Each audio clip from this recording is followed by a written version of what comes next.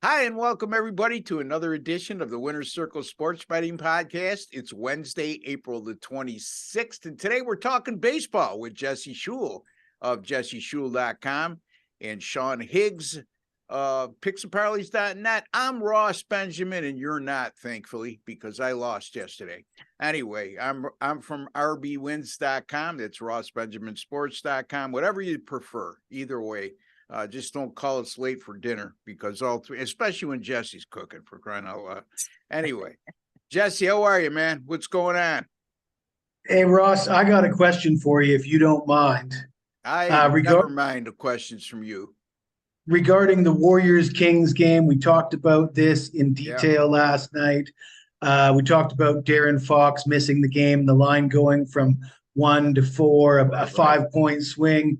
So now the news has come out that Darren Fox is going to play with a broken finger. Are you going to stick with the Kings with that news, and would you still take the Kings with that line movement? I Yeah. personally like the Warriors. Yeah, I'm going to stick with it, Jesse, because you know what? If I liked him at 4 without him, I certainly going to like it at 1 or 1.5, whatever it is, with him. So Okay, a follow-up. Would you rather have him at 4 and him sitting out, or would you rather have him at 1 with him playing?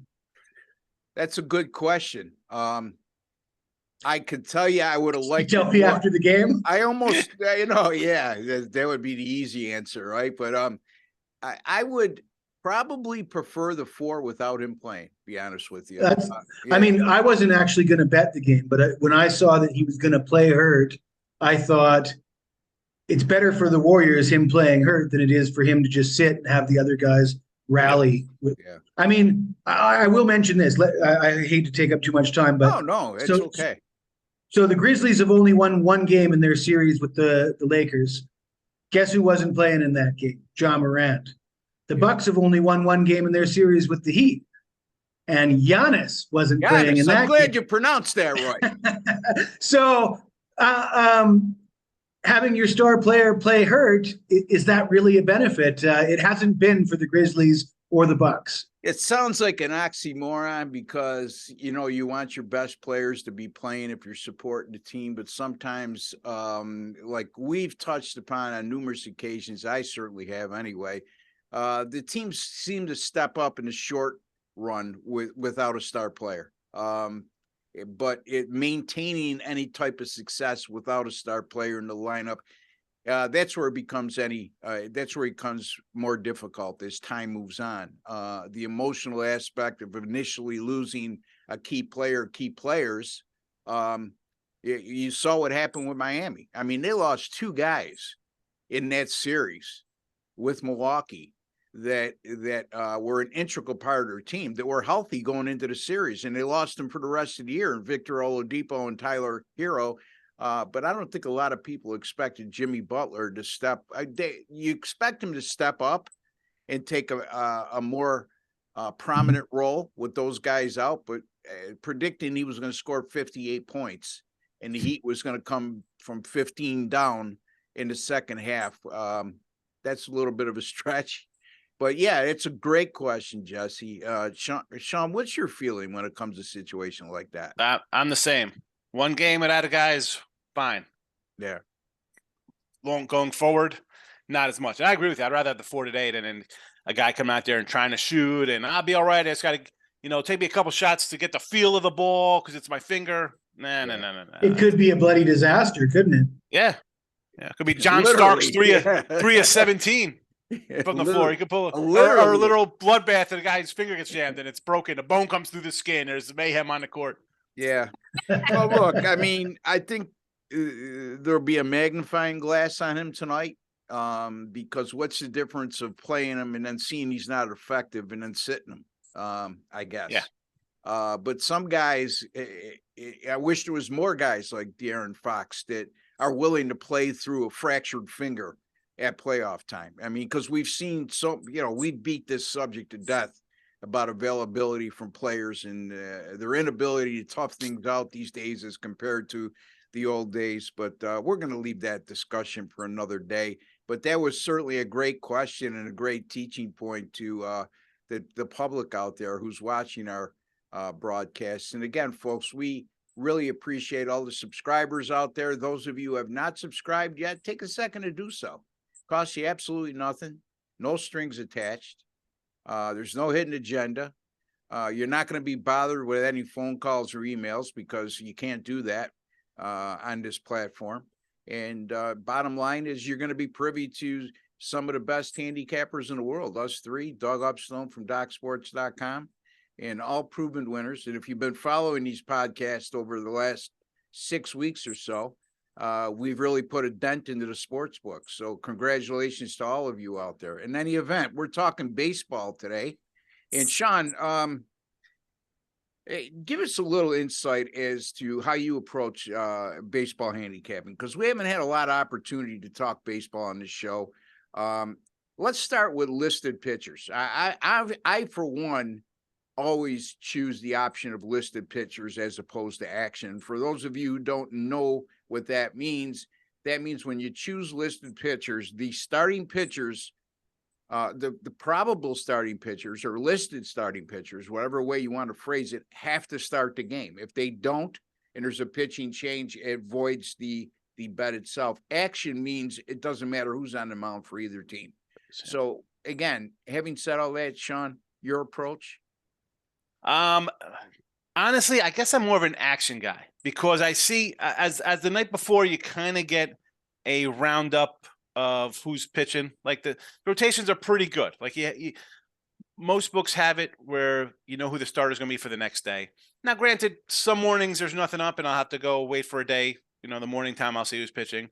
But yeah, the pitcher is very important because if I think I'm getting one guy at a minus 130 and it's a switch and all of a sudden my team, you know, he's out and now they're an underdog, I'm like, what the heck just happened here? Yeah. But, you know, like anything, though, for me, Ross, those kind of things, I think over a higher season, and for me, you're talking, you know, 500, 600, 700 games, those kind of balance out.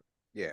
I got lucky with a game where I'm an underdog and all of a sudden somebody's scratched and the team goes to a fave and it comes out a win. So that it is what it is, but pitching is obviously very important. I want to know who's pitching, and I assume that, you know, the night before the rotation is going to be what it is in the morning, the starting pitchers. And there hasn't really been too many scratches like that late where I've been heard on or noticed for stuff like that. But yeah, starting pitchers definitely kind of key. But in today's baseball, let's be honest, how many guys are going 7 or 8 innings? Not many. So, you know, there's that. That's a whole nother show. I know we started this. It was a lot of college basketball and college football and what about playoffs. So we don't really get a lot of baseball talking. You don't do first five, do you? Or do you do first five bets? Not particularly. I like my ribby props with guys. First fives, again, that's kind of like, you know, for hockey, a lot of people like those regulation bets. Like I'm a puck line. If I'm like a favorite, I'll be a puck line or a run line. But like that is a regulation in hockey as opposed to laying a 270, you can lay a 123 or something like that. So a first five, always a good spot. But, you know, when I've dived into those, I find myself losing, you know, like, all right, you know, I'm laying a half a run thinking whoever, insert a guy you don't want to lay 280 with, they'll get up 3-1. No, it's tied 2-2 and I'm a loser. So you know how it is. You get something that's kind of cooking for you. You kind of stay that route until you have to mix things up a bit. And that's, you know, I used to like some of the strikeout props for starters. But again, you got guys not pitching deep into games.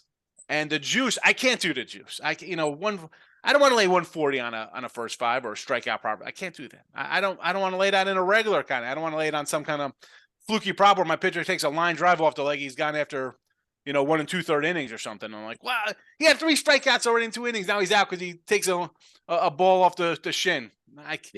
That kind of, I can't lay those things. So yeah, no, I get it. And see, the only thing I would say about with action is if you're going action and you're putting it up the night before, you're putting it up on the probables, right? Meaning the starting pitchers. Exactly. And 95% of the time, if there's a pitching change, it's not to your advantage if it's the pitching change involves the team you're taking. You're going to go from a 120 favorite to a 160 dog. Because let's face it, Sean, if it's a last minute scratch or the day of scratch, they're not going to fill it in by moving a guy up one day in the rotation. It's going to be somebody out of your bullpen. Yep. It's going to be a minor leaguer called up who's having a great year at the AAA level. And, If you're you lucky, can, he's having a good year. If you're yeah, lucky, and, maybe they'll just bring in a yeah. spot filler guy. And especially journeyman. if you're betting first five, Yeah. I would think it's imperative that you want listed pitchers because. Oh yeah. I think though for stuff like that, you can't do first fives or Ruby props or any kind of player prop the night before. I don't. No. Mine I do. I'll get done with you guys today. I'll start looking at Ruby props for today's action. I don't. Yeah, the probables are what they are. But for first fives or strikeouts or any kind of offensive player, batter player prop, I get it. you can. I get it. Yeah. Very interesting. Okay, Jesse. And take your time, Jesse. I'm not hurrying you because I know I got a feeling you have a lot to say about this topic. I think that you're a first five guy on occasion, like myself, on occasion being the key phrase there. Listed, action, any other handicapping tips when looking at the Major League Baseball card on a daily basis that you could share with the audience?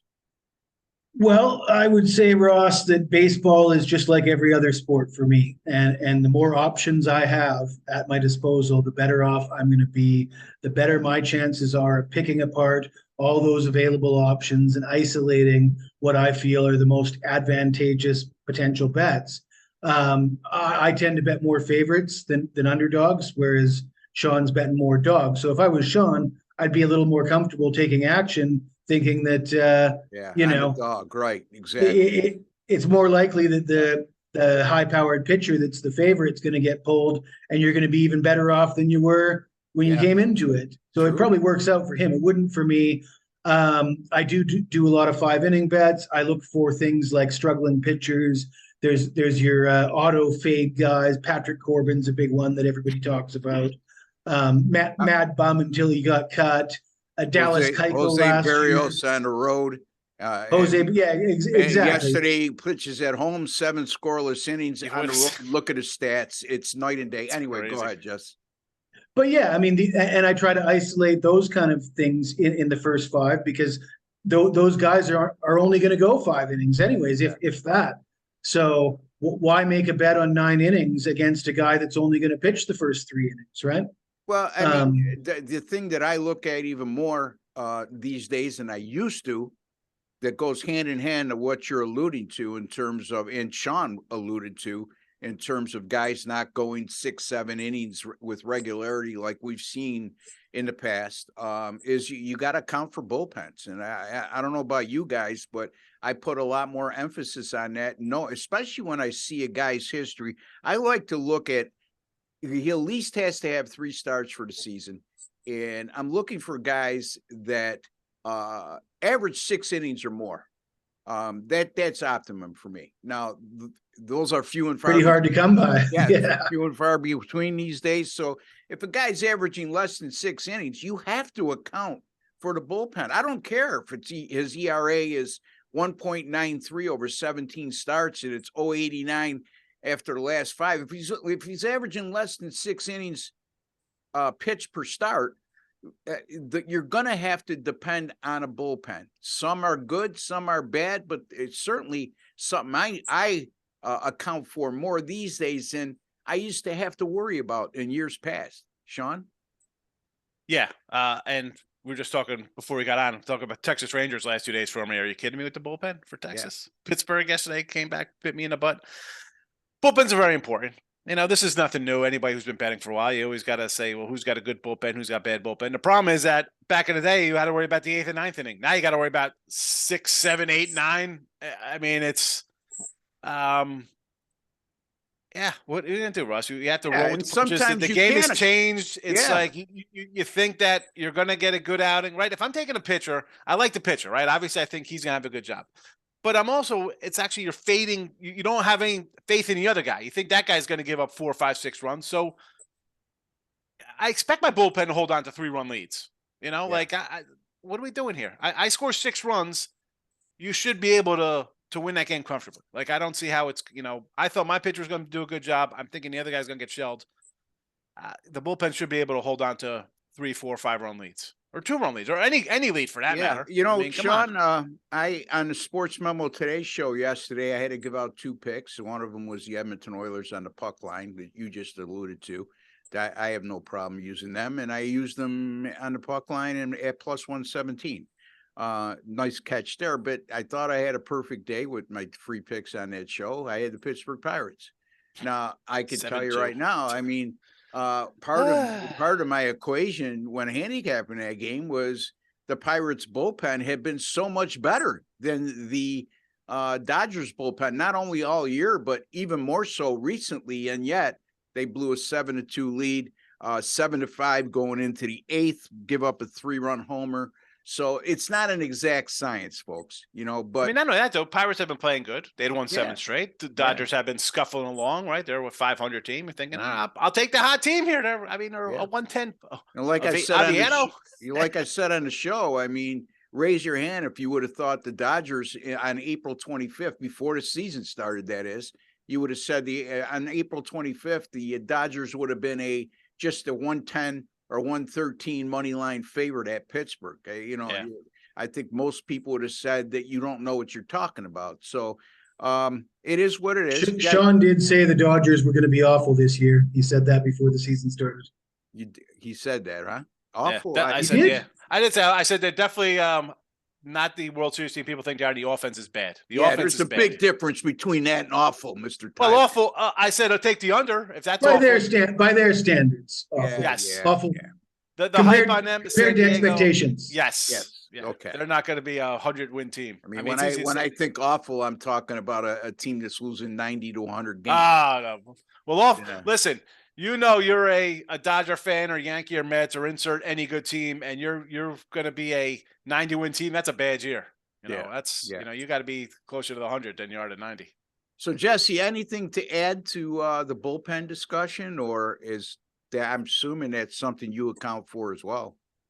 I mean, I do my best to account for it, but it's a very difficult science to master, and sometimes I prefer to try to avoid it with the 5-inning plays and various other plays.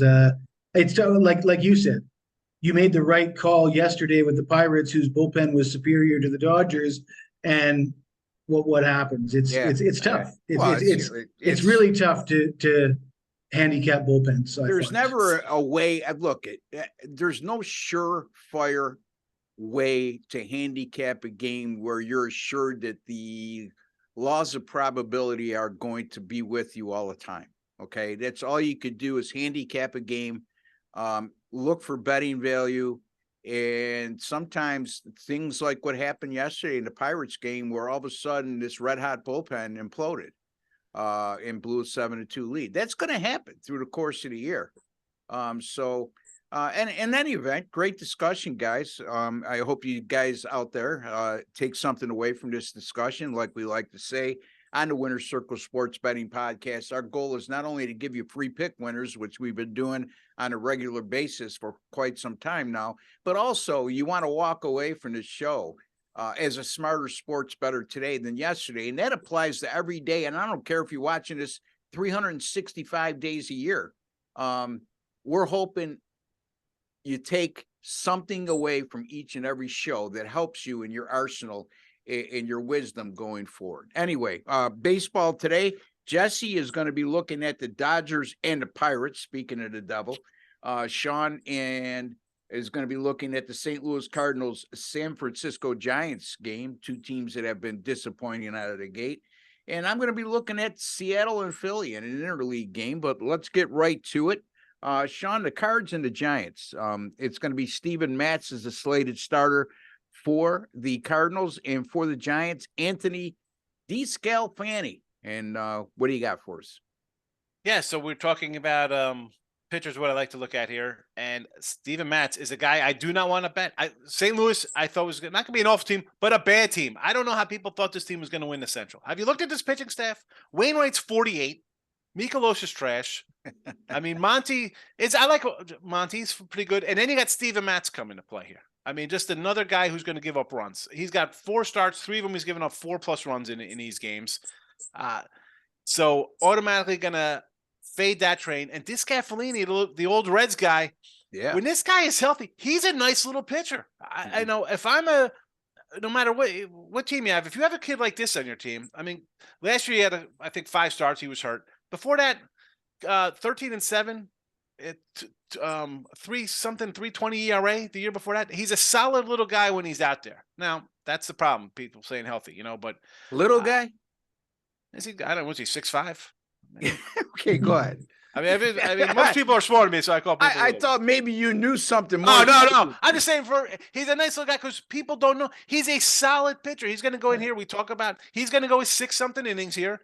He'll scatter a couple of hits or one. And let's call him low profile. Low profile. That? There we go. Yeah, all right. Yeah. A little quiet guy. The old non-sexy kind of guy. You're like, who? What? Everybody likes Logan Webb on the Giants. But this is me fading Mats. I do not like Mats. I do not like the Cardinals in general. Although the Giants have totally – this is a bad team as well, though. Look at this lineup. I mean, Conforto, guy that took a year off, and Hanger's just finally back off the injured list or whatever they call him now. Goldschmidt's getting up there in age. Well, yeah, for St. Louis, you got Gold, you got some bats, but I'm going to take San Fran here at home. Small little fave, I think about 105, 106. Run line's about a plus 160. I'm all for run lines because if they're going to win, I don't think it's going to be like a 1-0 game. They're going to score some runs against Steven Matz. So, and the Giants, they got a bunch of guys with like 3 or 4 home runs. So they got a little pop in their lineup. No one guy being that big, sexy guy, like big name, like, wow, he's got 9 homers. Bunch of guys got 3 or 4 homers. And Matz gives up some runs. So give me the Giants here. For the show, we'll say minus the 106, but I might dabble some run line myself for a bigger payday. Yeah, the San Francisco Giants are minus 106 on the consensus line as we speak. So you like the San Francisco Giants, as Sean Higgs likes the San Francisco Giants. 175 run line, by the way. Yeah, let's go with the 106 so we don't confuse everybody. I'm sorry. San Francisco minus 106. And he's dabbling with the idea of going to the run line as well. How's that sound, Sean? That sounds perfect. All right. And I agree with you, Sean. Steven Matz, the Cardinals are 0-4 when he's their starting pitcher this year. It's terrible. And his pitching has really been the reason for that 0-4. 6.55 ERA and 1.64 WHIP in those 4 starts. Terrible. Anthony D. I got to pronounce this right, and I'm Italian. Anthony D. Sclafani. 4 starts this year, 2.62 ERA, 0.88 WHIP, and Jesse, he averages 6 innings per start. So, because these bullpens, especially the Giants bullpen, leaves a lot to be desired. So, you're going to get a good effort out. You need a good effort out of D. Sclafani. You need Matz to continue to pitch poorly. I like the chances of both of that happening. And Jesse, your thoughts? Well, I was asked to talk about Matz on this show a week or 2 ago, and I said roughly the same sort of thing. He's consistently inconsistent, so he's not a guy that I like to back. And the Italian Stallion for San Francisco has been far more consistent. I'm just going to refer to him as the Italian Stallion, so I don't have to worry about my pronunciation. But I'm a fan of the guy going for San Francisco. So, yeah, I tend to agree with Sean. All right. So, Sean, San Francisco minus 106 on the money line over those struggling St. Louis Cardinals. And 2 teams, like I said, that vastly disappointing to start the year. But one of them's got to come out on top, and I think we got the right one. All right, Jesse's going to take a look at the Dodgers in Pittsburgh. And Tony Gonsolin. Slated to make the first start of the season for the Dodgers. Well, one of my favorite names in all of baseball, Roansy Contreras, makes the start for the Pittsburgh Pirates. LA right now is a minus 140 money line favorite, 8.5. How much weight do you carry with the Dodgers come from behind win yesterday to overcome that 7-2 deficit? With 3 and finalizing it off with a 3-run homer in the top of the 8th to win that game 8-7. How much carries over to the next day when it comes to baseball in those types of results, Jesse? Well, a struggling bullpen might struggle again, or a bullpen that just got roughed up might be vulnerable again. I was going to focus on the total here, Ross. We already talked a lot about this game, at first glance, it looks like a pitcher's duel. You got Gonsolin making a season debut. Last year, nobody was better than Gonsolin, but it is a season debut. I read about it. He's on a pitch count. They're slating him for 60 pitches, 4 innings. That's the target. So that's 5 innings that somebody else has to pitch. And you mentioned the Dodgers bullpen isn't that hot. And Roansy's been good. I mean, Roansy's supposed to be the Pirates' ace. His ERA is a little up there. He's had 3 good starts, 1 bad start. His 1 bad start, though, was at home, and it was really bad. Gave up 7 runs on 9 hits, 4 walks in just 3 1/3 innings, which has his ERA sort of artificially inflated. But the Dodgers, you know, they could still get to him. The total's under 9, 8.5. And history tells us that the over is 43-18 in the last 61 meetings in Pittsburgh. Like I say, Gonsolin only going for 4 innings max, 60 pitches. That opens up a lot of room for relief pitchers for the Dodgers to get roughed up and runs to be scored. So I'll take the over. Sean, your thoughts? I like the Dodgers here, and I like the goose here. This kid, as much, he's on a pitch count for 40 something pitches or whatever he is. How many pitches? Say 40, 60 pitches. 60. He went 16-1 last year in 24 starts. He averages about 85 pitches a game. He only goes 6 innings. Like the Dodgers, kind of him, Urias, Anderson. They're a team that just says, "Oh, you know, we're gonna throw you for 5 or 6 innings," and then I guess they don't want to hurt their young arms or whatever. So for him, this is going to be a typical game for him. Was he going to go 5 innings instead of 6, 4+ instead of, he's not a huge strikeout guy where he's going to go strike out 280 guys in a year. No, he's like a 110 strikeout kind of guy. So I think it's a pitching edge for them. And, I like, for streaks in baseball, Pirates had won 7 in a row. You lose, I could see them losing 2, 3, 4 in a row because you beat up on the Reds, you beat up on the Rockies, you beat up on some bad teams, you beat the Red Sox who have bad pitching. Dodgers, I'll take a shot here, Don. Although it did open at 120, which doesn't shock me. The line moved a little bit here, but give me the goose and give me the Dodgers here. Yeah, I mean, you're looking at a team that's minus 140, a pitcher that's making his first start of the year. That's the red flag. The red start. Right there. The comeback is always on like, he's going to throw a lot of pitches. But he doesn't throw a lot of pitches anyway. He throws about 80 a game. So not much of a differential. Right. And I was going to say that the Dodgers are only 2 games above 500. And Pittsburgh 16-8. I mean, so in the Dodgers are a sizable favorite with all things being considered. But Jesse makes a good point on the over as well. Both of these teams can hit right now. It's a hitter's ballpark in Pittsburgh. Yeah. Again, if Gonsolin's on a pitch count, the Dodgers bullpen hasn't proven all season long that they could pitch with any type of consistency. They shut them down yesterday once their lead got out of hand and gave them an opportunity to get back in the game. Could they do it back-to-back games? I don't like to get into the 140 and above range, but I can see where Sean's going there. I might even look at a run line when it came to that. Wouldn't it be a perfect situation for a first 5?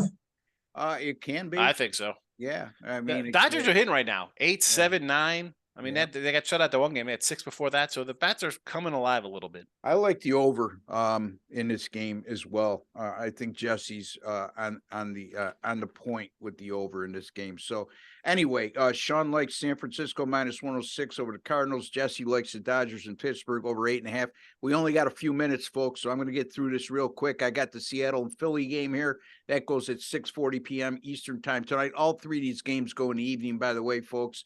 T1 Walker gets a start for the Philadelphia Phillies, and he's shown good form in his last 3 starts with a 3.57 ERA, a 1.02 WHIP.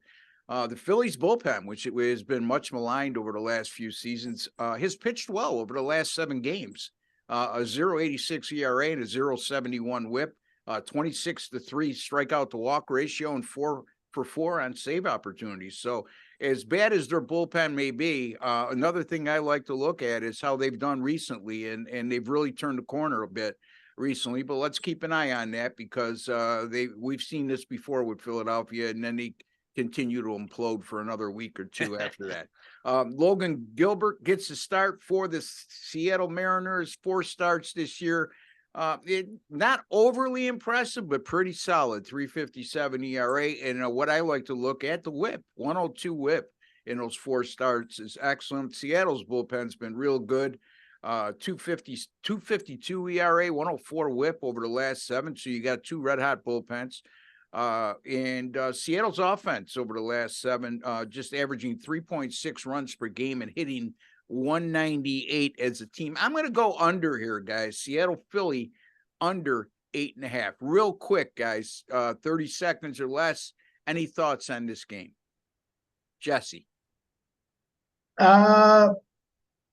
Yeah, no thoughts. Sorry. Pass. Okay. Pass to Sean. Yeah, it is. I mean, I like Logan Gilbert, but both of these teams kind of not playing good. Like they're both 11 and 12, something like that. Yeah. Under 500. So I like the under. I think we got 2 solid pitchers because you have offenses that aren't hitting. Like these are offensive first teams. So I'll lean with the under there. Yeah, I mean, 2 teams that are hovering around 500, but much better than the records. I think that all of us would agree. With Philly, it's a matter of just being healthy. And getting the full complement of players at their disposal on the field. Seattle's got a hangover from last year's playoffs. I guess they're not playing well. Exactly. So it's San Francisco minus 106 versus the Cardinals. That's from Sean Higgs. Jesse Shule. Cool Jesse Shule. The Dodgers in Pittsburgh over 8.5. Ross Benjamin, Seattle, Philly under 8.5. We got 3 games in the NBA tonight that we did yesterday on yesterday's show. So if you haven't seen that, look into the archives at our channel here. We went 3-0 on last Friday with our NBA selections for the following day on Saturday. And yeah, you might want to follow us because we're doing pretty well. And these other 2 mugs here, pretty good records documented over the years. So for Sean Higgs, Jesse Shule, and again, Jesse Shule at jesseshule.com, Sean Higgs at picksandparleys.net, Ross Benjamin at rbwins.com. We like to wish each and every one of you all the very best, folks. Take care, and certainly God bless.